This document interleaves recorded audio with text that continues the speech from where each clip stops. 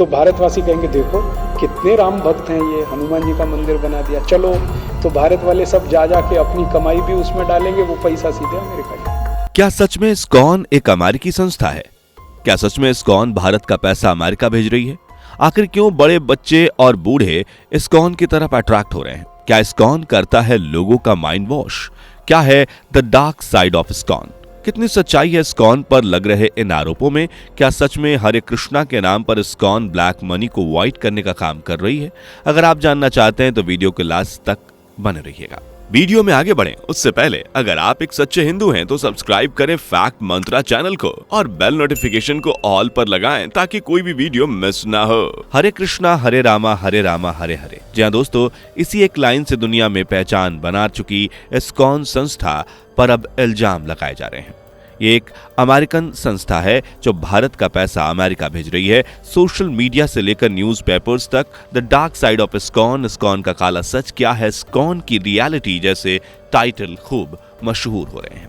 आप इस क्लिप को देखिए। काउंसलिंग किया है, ना ही हमारा कोई इंटरेक्शन होने देते बच्चे के साथ, टोटली ब्रेन वॉश। जहां एक पिता का कहना है कि जब से उनका बच्चा इस्कॉन से जुड़ा है तब से उनकी बच्चे से बात नहीं करवाई गई है। आरोप ये भी है कि इस्कॉन वाले लोगों का ब्रेन वॉश करते हैं।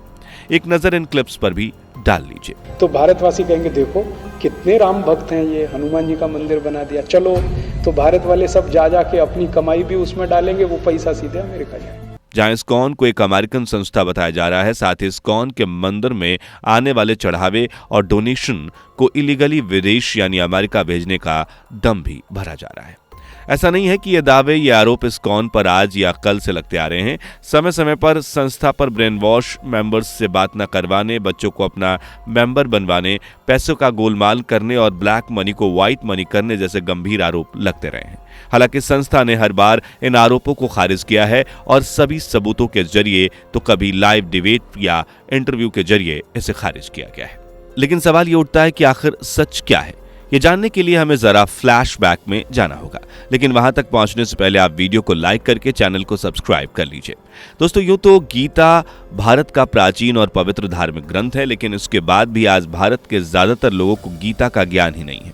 जबकि एक रिपोर्ट के मुताबिक दुनिया के 50 करोड़ से ज्यादा लोग गीता पढ़ चुके हैं और इसका क्रेडिट जाता है इस्कॉन को। जी हाँ दोस्तों, आज भले ही इस्कॉन को अमेरिकी संस्था बताया जा रहा है, जो काफी हद तक सही भी है क्योंकि इस संस्था की स्थापना भारत से बाहर अमेरिका में हुई थी। लेकिन आपकी जानकारी के लिए बता दें कि इसे स्थापित करने का ख्याल भारत के ही वीरों के शहर झांसी में आया था। दरअसल इस्कॉन के फाउंडर भक्ति वेदांत स्वामी प्रभुपाद जी महाराज एक आयुर्वेदिक चिकित्सक थे।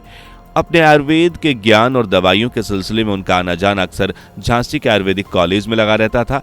एक दिन प्रभुपाद जी महाराज की नजर आंतिया तालाब के सामने बंधे राधाबाई स्मारक यानी कृष्ण मेमोरियल पर पड़ी, जिस पर कृष्ण मंत्र लिखा हुआ था। यह दौर 1955 का था, जब प्रभुपाद जी महाराज के वचनों और ज्ञान से इंस्पायर दो लोग उनके शिष्य या अनुयायी बन चुके थे।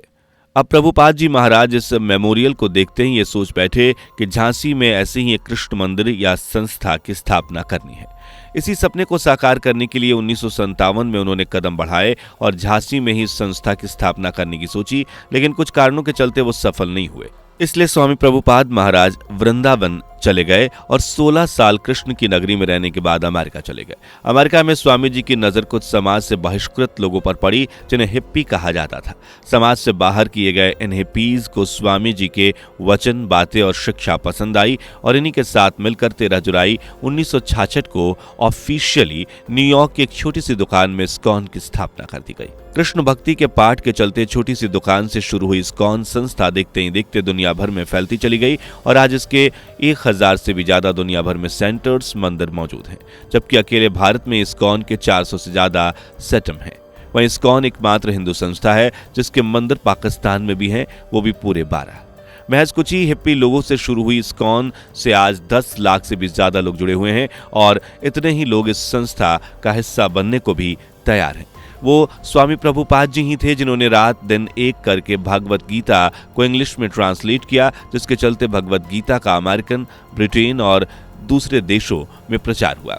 इतना ही नहीं, जितने देशों के सदस्य इस संस्था से जुड़े हुए हैं उन सदस्यों के चलते भगवत गीता आज जर्मन, रशियन, फ्रेंच सहित 12 से भी ज्यादा भाषाओं में ट्रांसलेट होकर दुनिया के कोने कोने में पहुंच रही है और लोग भागवत गीता के ज्ञान से अपने जीवन को संवार रहे हैं। और ये सब मुमकिन हो पाया है इस्कॉन संस्था की वजह से। यूरोप में कई देश हैं जहां बीफ का कंजम्पशन सबसे ज्यादा होता है। सुबह शाम मीट मांस की स्मेल महसूस की जा सकती है, लेकिन आज इस्कॉन की बदौलत यूरोप के ज्यादातर नॉन वेजिटेरियन कंट्रीज में शाकाहार की धारा बह रही है। लोग मांसाहार को छोड़कर सात्विक भोजन की तरफ रुख कर रहे हैं। सुबह 4:30 बजे ही इस्कॉन के मंदिर में ढोलक की थाप और हरे कृष्णा का जाप शुरू हो जाता है। यूं तो हर रोज इस्कॉन के मंदिरों में खिचड़ी का प्रसाद बांटा जाता है, लेकिन कुछ खास मौकों पर यहां पूरा खाना मुफ्त में दिया जाता है और इसे लेने वाले लोगों की संख्या लाखों में पहुंच जाती है। आज इस्कॉन दुनिया भर में मिलियंस ऑफ पीपल्स को मुफ्त में पेट भरने का काम करती है, जिनमें बच्चों की संख्या सबसे ज्यादा है। इस्कॉन के मंदिरों में मिड डे मील की भी सुविधा है। दरअसल साल 1970 में इस्कॉन के संस्थापक प्रभुपाद जी महाराज ने सड़क पर कुछ बच्चों को देखा जो लड़ रहे थे, वो भी कुत्ते के मुंह से रोटी छीनने के लिए। सोचिए उन बच्चों को कितनी भूख लगी होगी कि वो कुत्ते के मुंह से रोटी छीनने पर मजबूर हो गए। उनके इसी दर्द को देख प्रभुपाद जी महाराज ने महसूस किया और यह तय किया कि आज के बाद ऐसे किसी भी बच्चे को भूखा नहीं रहने दिया जाएगा। उनके इसी संकल्प का नतीजा है कि आज दुनिया में जहां भी इस्कॉन का सेंटर है वहां बच्चों सहित हर भूखे इंसान को बिना किसी फीस पैसे के मुफ्त में खाना खिलाया जाता है। इस्कॉन के मंदिरों में कामकाज की जिम्मेदारी भी प्रेसिडेंट सहित जीबीसी की इक्वली डिवाइड की गई है। जीबीसी की बात करें तो ये इस्कॉन की गवर्निंग बॉडी कमीशन है जो नीति से जुड़े मामलों का फैसला करते हैं। इसी कमीशन में शामिल लोग इस्कॉन टेम्पल्स की डे टू डे एक्टिविटीज पर नजर रखते हैं। वहीं प्रेसिडेंट हर छोटी बड़ी एक्टिविटी के लिए जिम्मेदार होते हैं।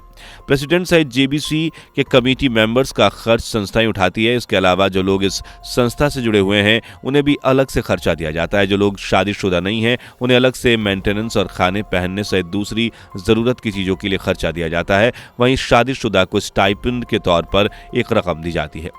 इस सब के अलावा मंदिर की सजावट, भवन निर्माण, लोगों को खाने खिलाने, प्रसाद बनवाने जैसे दूसरे कामों के लिए भी इस्कॉन का बड़ा खर्च मिलता है। इन खर्चों को देखने के बाद ज्यादातर लोगों का यह सवाल होता है कि आखिर इस्कॉन के पास इतना पैसा आता कहां से है। तो दोस्तों बता दें कि इस्कॉन के खर्चे लगते हैं और ये चलते हैं फंडिंग से। जी हाँ, फंडिंग से। जिस फंड के बारे में आजकल आरोप प्रत्यारोप का दौर है कि इस्कॉन भारत का पैसा अमेरिका भेज रहा है, ब्लैक मनी को वाइट कर रहा है, वहीं फंडिंग इस्कॉन के इन खर्चों को संभालती है। और इस्कॉन के मंदिरों में आने वाले दान के अलावा दूसरे भी कई दाता हैं जो इस संस्था के साथ न सिर्फ जुड़े हुए हैं बल्कि समय समय पर संस्था को दान देकर अपनी कृष्ण भक्ति भी साबित कर चुके हैं। इन्हीं में से एक है अल्फ्रेड ब्रूस फोर्ड।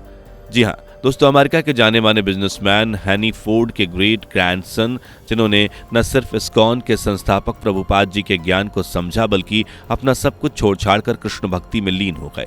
1974 में अल्फ्रेड फोर्ड ने प्रभुपाद जी के विचारों से इंस्पायर होकर सनातन धर्म को स्वीकारा और अपना नाम बदलकर अमृत दास भी कर लिया। जो लोग ये बोलते हैं कि इस्कॉन भारत का पैसा अमेरिका भेज रही है, उन्हें ये बात मालूम होनी चाहिए कि अमरीश दास ने अमेरिका में भक्ति वेदांत कल्चर सेंटर स्टैब्लिश करवाने के लिए इस्कॉन को $5 लाख डोनेट किए थे। सिर्फ यही नहीं, भारत के पश्चिम बंगाल के मायापुर में तैयार हो रहे भव्य हिंदू मंदिर पुष्पा समाधि मंदिर के लिए भी उन्होंने 250 करोड़ रुपए दान किए हैं। रशिया की कैपिटल में भी वैदिक कल्चर सेंटर के लिए अमरीश दास लाखों डॉलर्स दान कर चुके हैं। हवाई की कैपिटल होनोलुलु में भी कृष्ण मंदिर बनवाने के लिए $6 लाख की जमीन खरीद चुके हैं। ऐसे में कई हरे कृष्णा मंदिरों के लिए वो दान कर चुके हैं और आज इस्कॉन की वजह से ही अमेरिका की सेंट्रल हॉल यूनिवर्सिटी में भगवत गीता को पढ़ना और पढ़ाना कंपलसरी कर दिया गया है, जबकि भारत के ज्यादातर लोगों को भगवत गीता के बारे में कुछ ज्ञान नहीं है।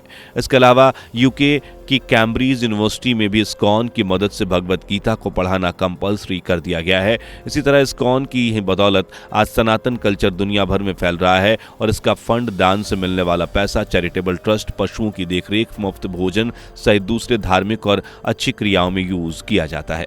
और यही the dark side of ISKCON है। उम्मीद है कि वीडियो पसंद आई होगी, इसलिए वीडियो को लाइक करके चैनल को सब्सक्राइब कर लीजिए। नए हैं तो बेल आइकन को प्रेस करना भी बिल्कुल मत भूलिएगा। दोस्तों, आपको स्क्रीन पर 2 और वीडियोस दिखाई दे रही हैं, जिसे देखने के लिए स्क्रीन पर क्लिक करें।